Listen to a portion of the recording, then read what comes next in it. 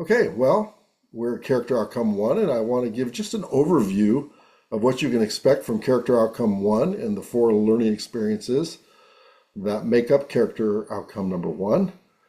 So let me just give you the bigger picture here. So Character Outcome 1 is called a maturing disciple maker. And so we want you to be a mature disciple maker. And so for that, there are three competencies that we're looking at. There's spiritual formation, spiritual multiplication, spiritual impact in society. And the idea here is that under spiritual formation, that there's going to be two parts, two learning experiences. The first one is trying to help you to understand who you are right now, and then help you to move from that, which you can determine by a life map, into adopting and embracing your identity in Christ and living that out. So that's the first part of spiritual formation. The second part is for you to be trying some different spiritual disciplines and be journaling for over a period of 3 months.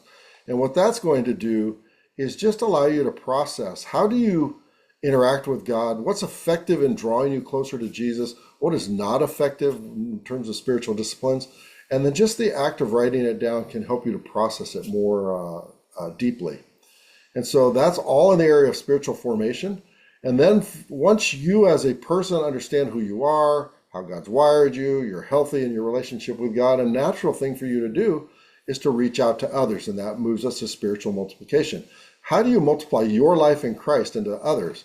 So you'll learn a win, build, send, movement building type model that will help you to win people to Christ through evangelism, then build them up in their faith through discipleship and Bible study, and then send them out in the area of missions or locally or in their schools or their workplace, so they begin to understand that they can have an impact in those places.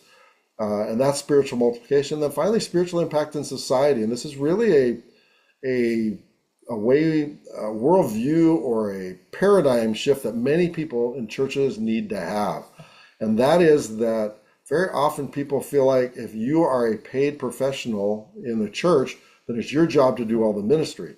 When in actuality, it's not your job to do the ministry. It's your job to equip those in the church to do the work of ministry.